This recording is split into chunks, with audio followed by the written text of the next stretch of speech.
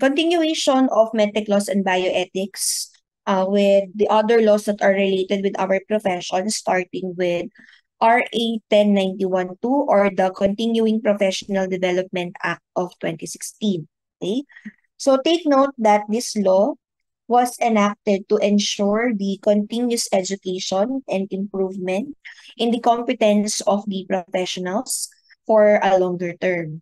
So as a result, the professionals will be updated with the current trends and skills that will be beneficial to our fellow Filipinos and to the whole nation. So let us define what CPD is. So when you say CPD, it means continuing professional development.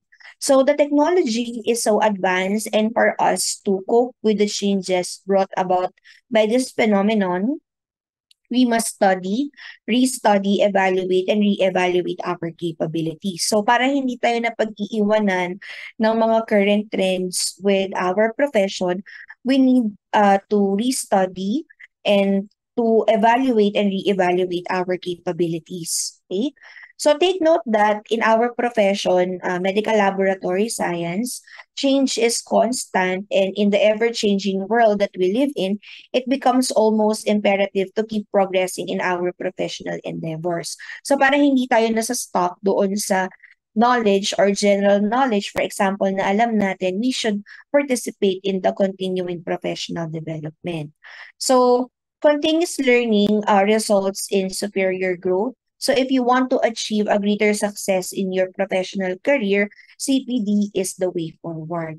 So continuing, it means without break or in continuity. It means constant or continuous. And then professional, so it is a job or the profession that will require advanced education or training where a person is earning money when you are giving your professional services. And then for development, it is the transitional change of improvement from being less expert to more expert. Okay? So continuous professional development refers to the process of training and developing the professional and skills through independent, participation-based, or interactive learning. Meaning to say, there are a lot of activities that you can participate in when it comes to the CPD. Okay? So this form of learning allows the professionals to improve their capabilities with the help of certified learning. So dito, meron kang certifications or merong mga certificate na ibibigay sa iyo after your participation. So the CPD courses for professionals should reflect their current expectations as well as their future ambitions. So as your career develops, the knowledge and the skills you require will also evolve. So for example, if you want na ma-promote ka with your position, so kailangan meron mga certain qualifications doon. Okay? And this is where CPD will come to your rescue and help you to steer your career in the future. So take note that for the CPD, the concept of CPD is not new.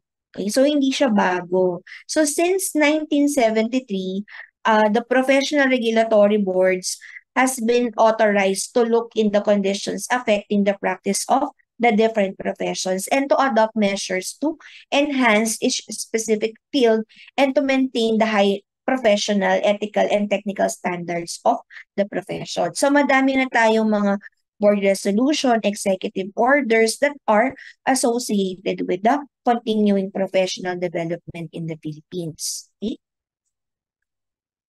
So dito, yung pinaka-recent natin would be the PRC resolutions. So that would be mentioned later.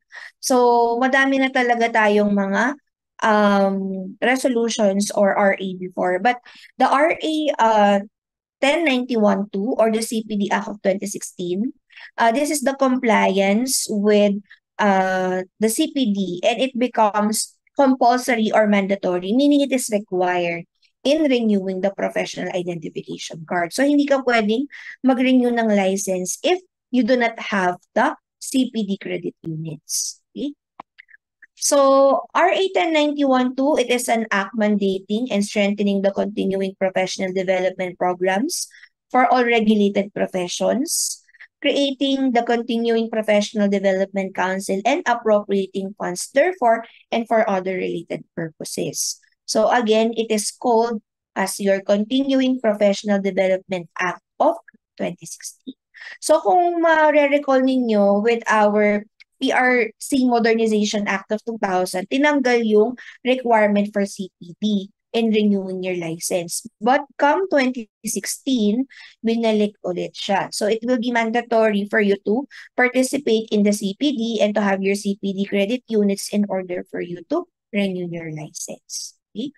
So yung president na nag-approve nito would be President Benigno Aquino.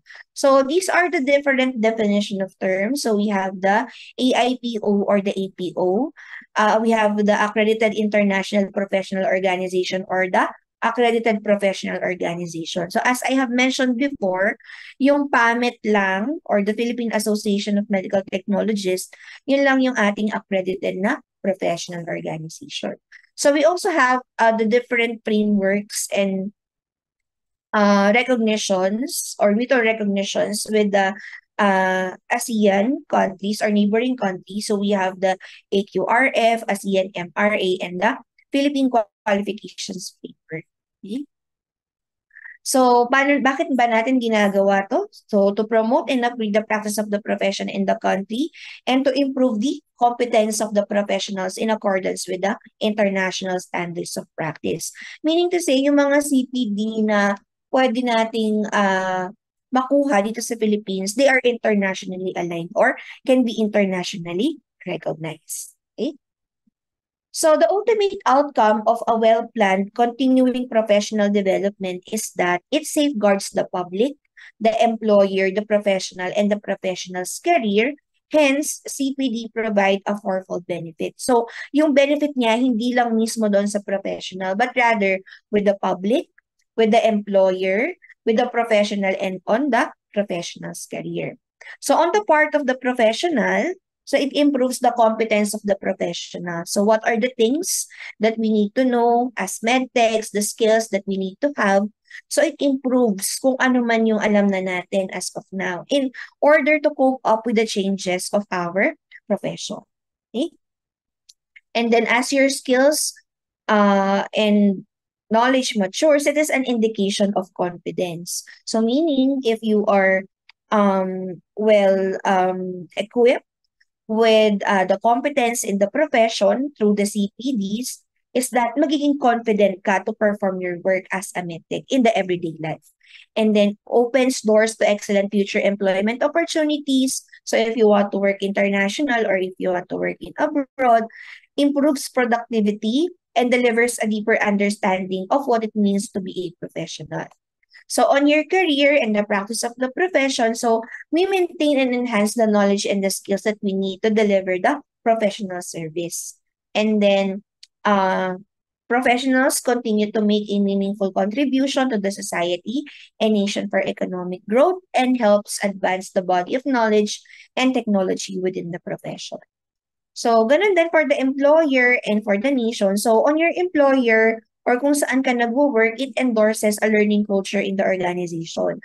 Meaning, hindi ka lang nasa stuck on your everyday work as a medtech. So, there is a continuous learning. So, it enhances the reputation of the company among prospective employees and clients.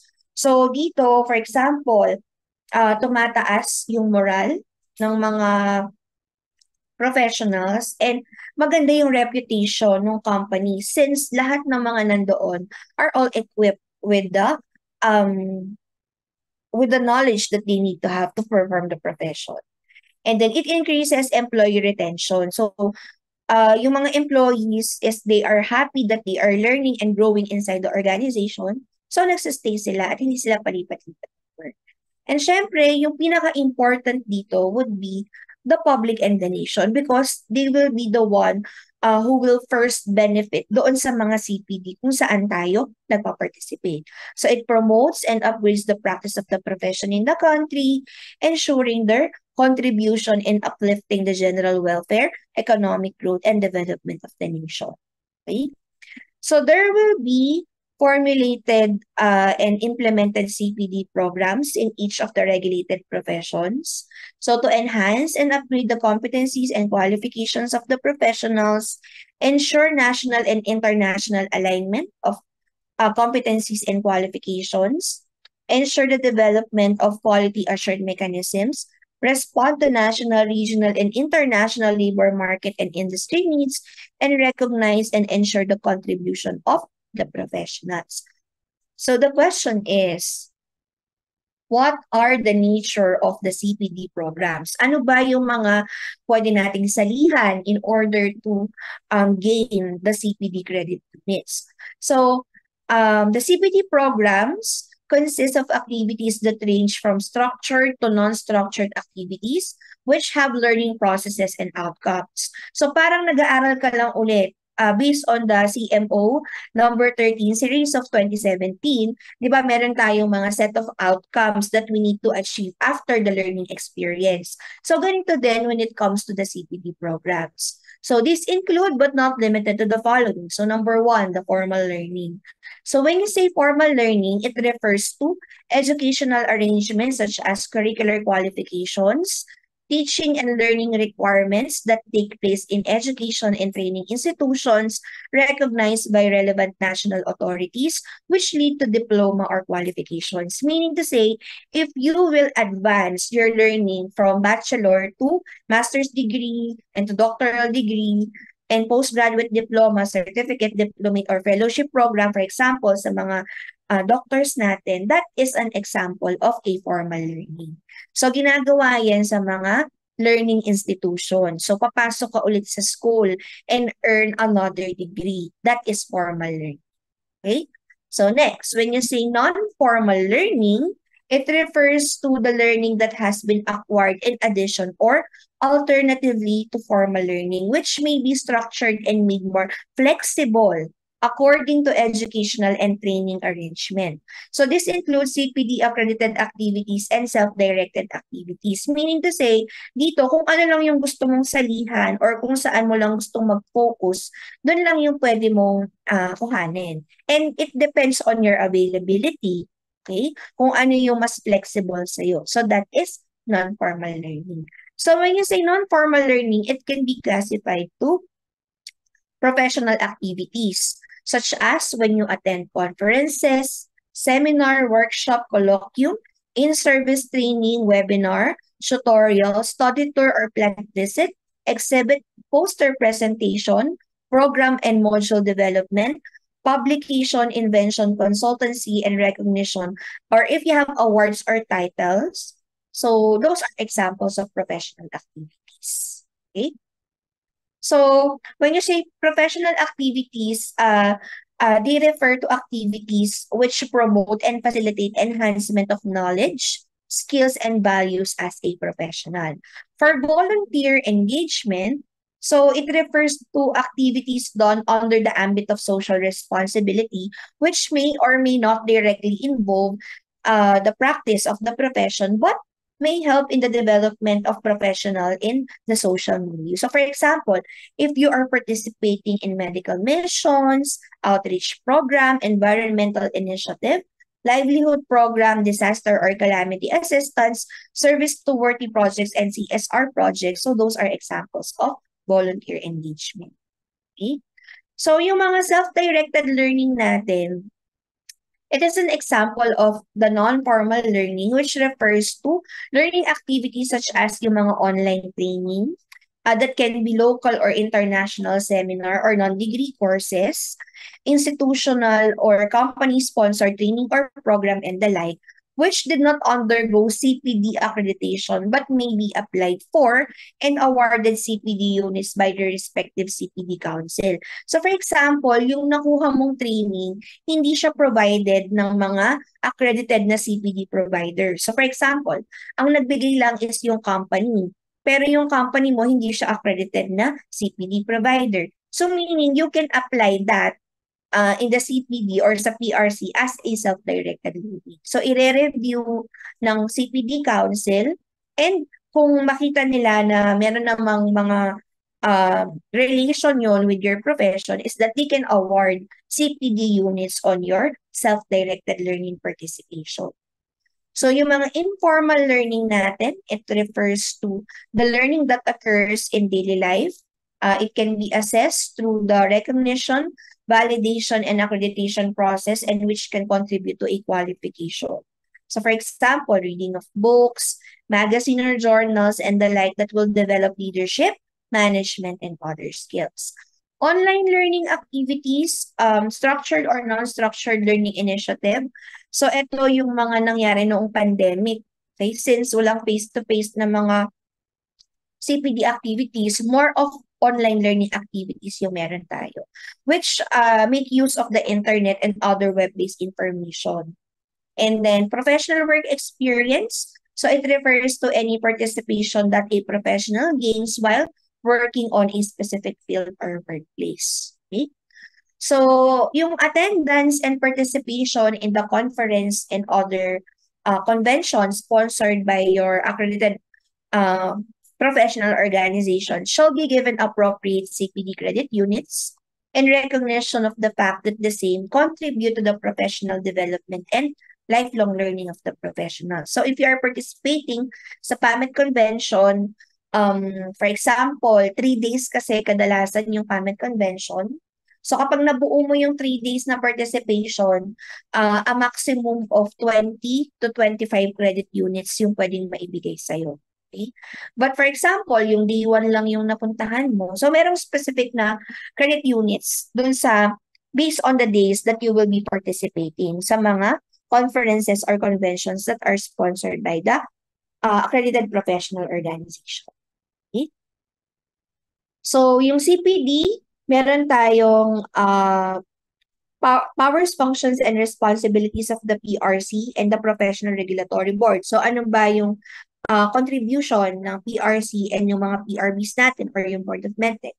So they organize the CPD Council for each of the regulated professions, review existing and new CPD programs, meaning if you are a CPD provider, yung mga program na gagawin mo or i-offer mo, kailangan ma-review pa din yan ng PRC and the PRPs. Okay?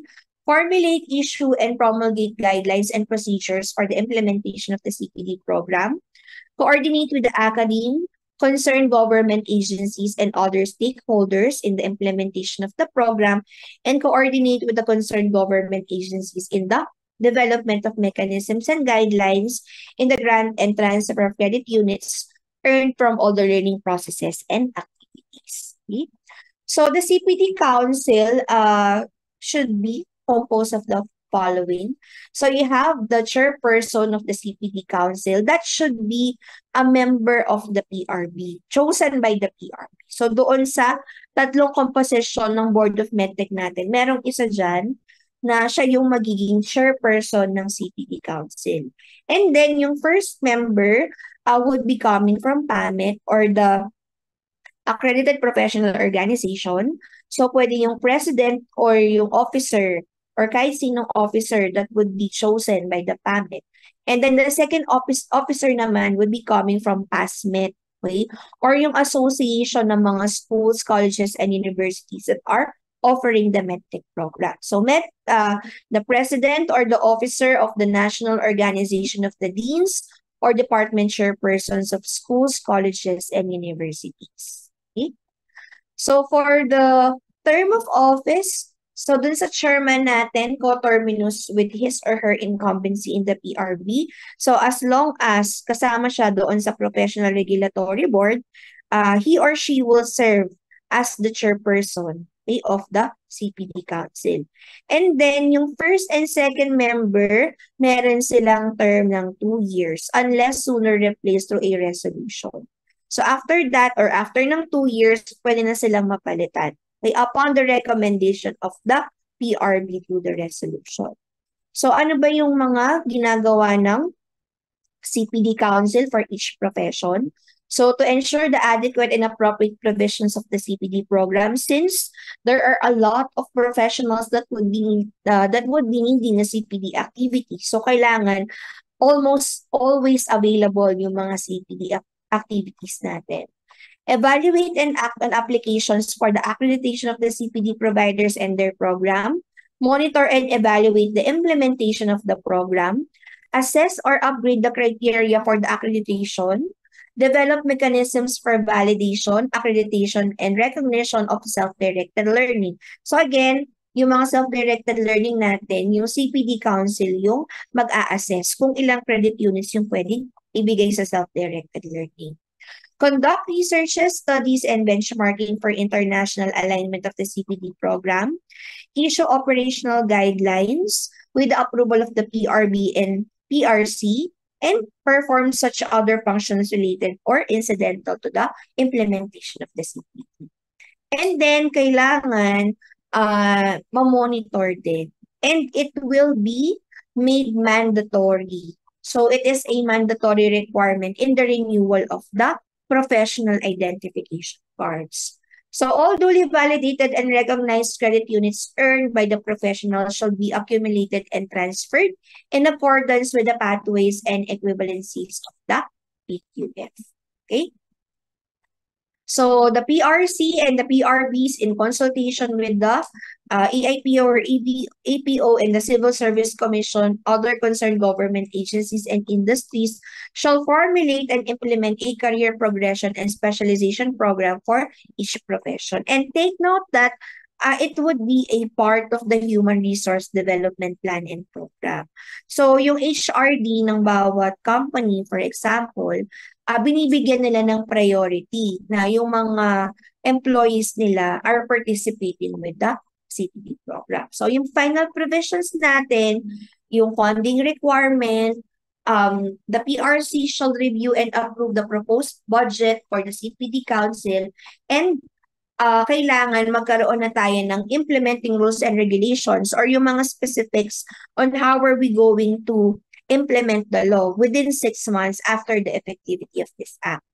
And then on the final provisions, yung mga fraudulent acts natin relating the implementation and enforcement of this act shall be punishable under pertinent provisions of the revised penal code, the new civil code, and other applicable laws.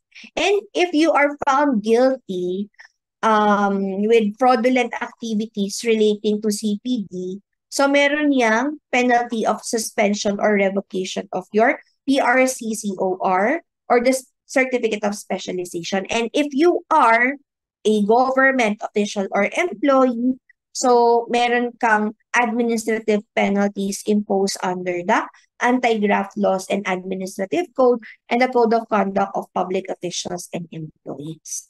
And then we have the separability clause, repealing clause, and effectivity. Okay? So let's talk about the specifics of the Continuing Professional Development Act through the PRC Resolution number 1032 series of 2017.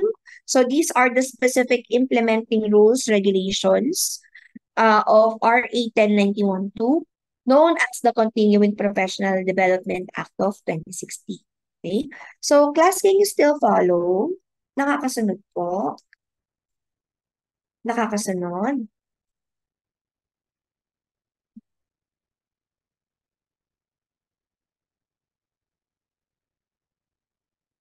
Alright, so let's continue.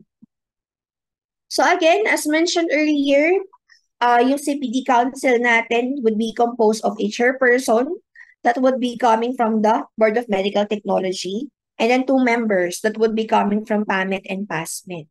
Okay? So the chairperson shall act in the following functions. So presiding officer, direct and supervise activities, and submit annual reports, and should sign the following certifications. Okay, so meron tayong mga certificate of accreditation for the qualified CPD providers, accredited program, and the certificate of credit units for self-directed and lifelong learning. So the next question is, ilang units dapat yung ating maipon before tayo mag-renew? Okay, or dun sa 3 years period before the renewal of the license. So on the matrix of credit units required per profession, every 3 years, for medical technology, it would be 45 credit units. Okay? So the table below shall be used as a reference of the renewal of the PIC in the period However, the PRB concerned may prescribe their own CPD credit units through a resolution subject to the approval of the Commission. So, doong transition pa lang, nung unang implementation ng CPD law natin, so if your renewal period will fall from January to June 2017, wala ka munang required na CPD credit units. So, from July to December, 30% of 45. And then from January to December 2018, 60% of 45 credit units.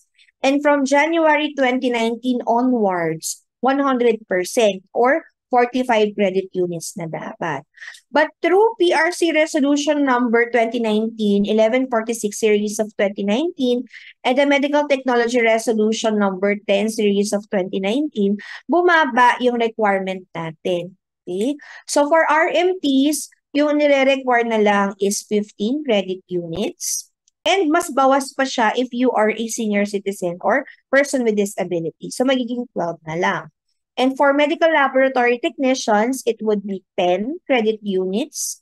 And if you are a senior citizen or PWD na medical laboratory technician, 8 credit units na lang. Okay? So ayan yung bawas. Okay?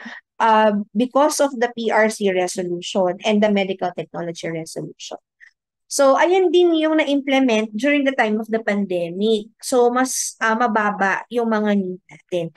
But then again, since we are slowly transitioning back dun sa mga norms natin, binalik ulit na kailangan magkaroon na tayo ng 45 credit units. Okay? So, transition period for the compliance of the CPD requirement, based on the Memorandum Order 98 series of 2023. So in the implementation of the CPD Act of 2016, where CPD compliance is a requirement for the renewal of the professional identification card and the non-acceptance of the CPD undertaking starting January 1, 2024, PRC Resolution number 1577, there is a need to provide a transition period for the CPD compliance. So when you say CPD undertaking, ito yung pinipirmahan mo para ma-waive yung kailangan ng credit units. Okay? Tapos, magko-comply ka na lang on your next renewal period. So for example, hindi mo na-complete yung required na 15 units for this renewal, meaning pwede kang mag-sign ng CPD undertaking. That indicates that you promise to fulfill yung kulang mo and the additional on your next renewal period. So, para siyang promissory note, yung CPD undertaking natin. So, starting 2024, if you will be renewing, so kailangan 15 units and 2025, 20 units naman, 2026 is 30 units, and 2027 onwards, balik na tayo sa 45 units. Okay? Pero since transition pa at marami pang nahihirapan na mga professionals na mag-comply dito, so meron tayong PRC or the PRC Resolution number 1773 series of 2024. So dito tinatanggap yung undertaking for the renewal until December 31, 2024. So yung update ngayon is that through PRC Resolution 1908 series of 2024 extends the acceptance of CPD undertaking until December 31, 2025. Okay? So ano ba yung undertaking na to? Eto class. So this undertaking allows the professionals to delay their compliance in the CPD requirements, granting them additional time to complete the necessary units without incurring additional fees during the renewal period. Okay? So for example, hindi mo pa kaya yung buong 15 units. So the undertaking will allow you to delay your compliance. So ayan yung nasa baba, yung CPD undertaking. So I hereby undertake to comply with the CPD requirements in the next compliance period. So for example, yung kailangan sa renewal mo for this year is 15. Pero wala kang CPD units kahit 1 lang. So magsasign ka ng undertaking. So sa susunod na renewal mo after 3 years, aside dun sa kailangan mong CPD units, for example, na 15 ulit. So, yung kulang mo nung nakaraan is i-comply mo siya. Magiging sum of 30 units. Okay? So, that is the undertaking. So, again, the undertaking allows the professionals to delay their compliance with the CPD requirements, granting them the additional time to complete the necessary requirements. And to undertake the CPD requirements on the next compliance period. Okay? So when you say credit unit, it refers to the value of an amount of learning that can be transferred to a qualification achieved from formal, informal, and non-formal learning setting, including the professional work experience wherein credits can be accumulated to predetermined levels of award of a qualification. So the CPD credit units are mandatory. So again, it is required for the renewal of the professional identification card. Okay? So these are the general guidelines in earning a CPD credit unit. So a maximum of 1 credit unit per hour of activity may be given. So full credit units are given for attendance and completion of assessment. So for example, meron kasing mga evaluation or exams may na pwedeng ibigay. So for example, certificate of attendance, nag-attend ka lang, pero hindi ka nang kumuha ng exam, okay? Or ng post-examination ng activity. So 50% of the full credit units is given for the attendance and participation. For the certificate of completion, so kapag na-complete mo yung pre-test and post-test or yung exam ng activity na kung saan ka nag-participate, so yung full credit units yung pwedeng ibigay sa'yo. So for example, yung activity na to, kapag natapos mo siya, meron kang 10 credit units. So if natapos mo yung pre-test, post-test, attendance, and then yung participation mo, so that is 10 full credit units. Pero kung nag-attend ka lang without taking the examination, so that is only 5 or 50% of the full credit units. So programs under professional track, conferences, workshop may be given a maximum of 20 credit units only for the activity of 3 or more days. So for example, may conference or merong convention na 3 araw siya. So yung pinaka-maximum na pwede mong makuha doon is 20 credit units. Okay? So programs under academic track, so for example, yung master's degree or yung equivalent or doctorate degree. So it would be full credit units for the compliance period upon the completion of the degree. Meaning, one time mo lang siya pwedeng gamitin. Okay? And full credit units. So kung ang kailangan mo is 15 credit units, yung diploma or yung TOR mo from master's degree, it would be equivalent to a full credit unit. And it is only for the compliance period upon the completion of the degree. Okay? So for example, nag-graduate ka ng 2020, okay, dun sa master's degree, at magre-renew ka hanggang 2023. Okay? So hanggang 2023 mo lang siya pwedeng gamitin. And one time mo lang pwedeng gamitin yung sa master's or doctorate degree. So maximum creditable units for self-directed and lifelong learning. So for medtechs, it is 15 credit units, and for medical laboratory technicians, 10 credit units. Okay? And then application of the self-directed or lifelong learning, kahit na yung sa academic track natin, kailangan hindi siya lalagpas ng 5 years after the completion of the degree or program. So for example, graduate ka ng MSMT or ng doctorate ng 2020, so hanggang 2025 mo lang siya pwedeng magamit. So hindi na pwedeng lumagpas ng 5 years for the degree or program. Okay? And then certificates of attendance or completion of the CPD activities under the professional track and other CPD activities issued to participants by accredited CPD providers shall include the corresponding CPD unit. So nandoon na mismo sa certificate kung ilan yung CPD units na ma-earn mo doon sa activity kung saan ka nag-participate. So for the CPD providers, they can be local CPD providers or foreign CPD providers. So these are the examples of the CPD providers in the Philippines. So yung list na to is as of August 2020. So ayan na yung update at wala nang update sa PRC. So nauuna dyan or number one on the list would be our accredited professional organization or PAMIT.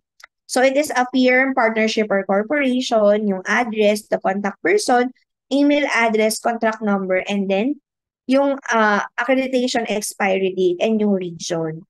So dito makikita mo if yung mga nag-o-offer ng CPD activities are really accredited providers or not. So eto class, ma-access niyo yan sa website, okay, ng PRC. Okay? So there are a lot of government agencies, institutions na nag-o-offer ng mga CPD na accredited natin na mga activities. Meaning to say, yung mga gagawin nilang program, automatically, meron ng CPD credit units, okay? Kapag nag-participate ka doon. And then, frequently asked questions. If you want to be a CPD provider where you would get the form, so pwedeng online at pwedeng on-site sa Standards and Inspection Division. So how long is the processing of the accreditation as CPD provider? It is 30 days or 1 month.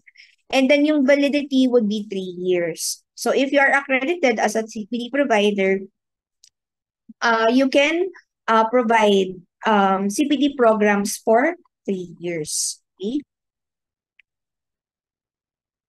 So what is the regulatory period of filing of application for accreditation of the program? So kailangan 45 days prior to the program schedule is makipag-coordinate ka na sa PRC. Okay, para ma-review nila yung program na gagawin. How much for the accreditation ng CPD providers program and self-directed learning? So if you are a local CPD provider, 5,000 for 3 years. Foreign CPD provider is 8,000 for 3 years. And kapag sa mga CPD program na evaluate mo, that is 1,000 pesos per program. And then for self-directed learning or lifelong learning na ipapa-evaluate, that is 500 pesos per program. Kaya para hindi na nadodoble, for example, yung expenses ninyo, see to it na magpa-participate kayo doon sa mga activities that are given by the CPD providers para hindi na kayo ma-hassle na magpa-accredit. That would require you to pay 500 pesos per program. Okay? So who are not covered by the CPD requirement or sino yung mga exempted? So number one, the professionals working overseas. However, they need to provide proof such as the valid COE or overseas employment certificate duly approved by the POA.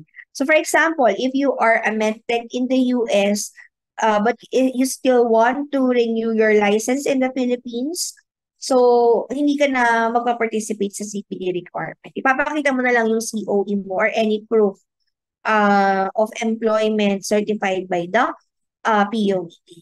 And on your first renewal cycle, after obtaining your license. So for example, 2020, nakuha mo yung license mo, on your first renewal sa 2023, hindi ka muna covered ng CPD. So doon sa second renewal, which is 2026, doon ka nahihingan ng CPD credit. Okay? So what are the major areas of CPD activities in medical technology? So according to Section 9 of Medical Technology Resolution Number 7, Series of 2018, ito yung mga major areas kung saan yung mga CPD topics natin. So we have ethics, standards of the profession and practice, enhancement of professional practice and technical competencies, environmental factors affecting the profession. So ayan yung mga topics na kadalasan for our CPD activities. So what are the activities that are covered by the CPD? So first, on your professional track, these are the training offered by the accredited CPD providers that can be face-to-face or online. It is valid for 3 years prior to the renewal. Okay, so again, validity is 3 years lang prior on to your renewal. So, kailangan yung mga CPD, ginagamit at ginagamit tuwing renewal period. Hindi mo siya pwedeng ipunin.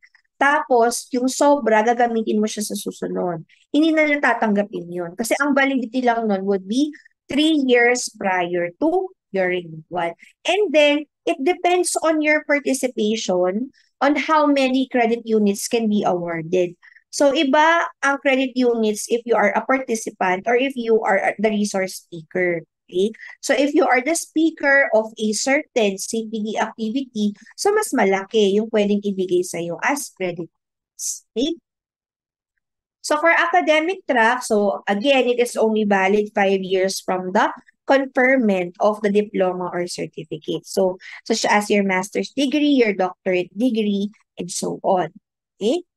So, yung mga self-directed learning natin that are offered by non-accredited CPD providers, it can be face-to-face or online, valid also for 3 years prior to the renewal. And it depends on your participation on how many credit units can be awarded to you. And then, yung other self-directed na mga CPD activities natin would be if you are writing technical paper, publishing articles, so kapag ikaw ay author, peer reviewer, if you are writing pamphlet books or monographs, and then writing articles in the magazine and newspapers, or if you have inventions, study tours or visits, so that would be the equivalent na self-directed learning natin.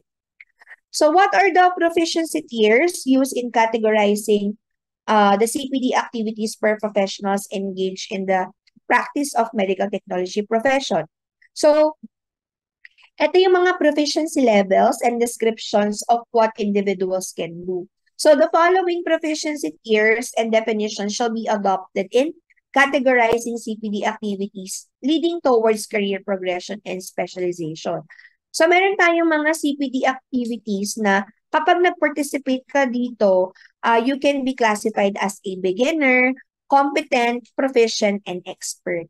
Okay? So, the CPD Council for Medical Technology Profession use the Dreyfus model of skill acquisition based on the CDC. Okay? Or the Center for Disease Control Prevention Comprehensive Guidelines for Public Health Laboratory Professionals of 2015. So, meron kang mga activities na you can participate in. And kapag natapos mo yon, you can be considered as a beginner, competent, proficient, and expert. Okay? So, ito ay isang example ng CPD activity before that is online during the time of the pandemic. So, we have an international conference, which is the Sparks. This is offered by Our Lydia Fatima University in participation with other universities and other organizations. Okay? So, yun sa certificate, makikita ninyo yung credit units na i-award per profession na magpa-participate. Okay? So, nandyan indicated yung name ng participant, and then the date and the place where the certificate was given, and the credit units applied. So, for medical technology, it would be 1.25 credit units only. Kasi online lang ito. So, it depends on your participation. Okay? So, ayan yung ating mga speakers. They can be international speakers or local speakers na magbibigay ng kanilang mga certain topics that are associated with the profession. And then, take note of this, the Continuing Professional Development Accreditation System. So, lahat ng sasalihan mo na activities is ipa-file nila yung attendance and your participation sa PRC. And the PRC will put it into the system, which is the Continuing Professional Development Accreditation System. Kaya, hindi mo pwedeng dayain yung mga certificates mo for the CPD credit units. Kasi they are communicated and put into the system by the PRC. So, as a professional, gagawa ka lang ng account mo sa PRC, which is the CPDAS or the Continuing Professional Development Accreditation System. And then sa dashboard, dyan mag-a-appear lahat ng mga sinalihan mo na CPD activity. So yung accreditation number, the program title, the program type, so if it is online learning, a seminar, a webinar, online learning, the provider name, and then yung venue, date started, date finished, and the credit units earned. Okay? So ayan na yung summary ng lahat ng accredited programs that you have attended. Okay? So, dyan din mag-a-appear if you will file for the self-directed learning. Okay? Kaya hindi mo siya pwedeng dayain because all of those are coordinated with the PRC. Okay? Your attendance, your participation, your training, and so on. And that would be encoded in the system. Okay? So, our lecture for this morning is based on the following references. Thank you so much for listening. Okay, so do you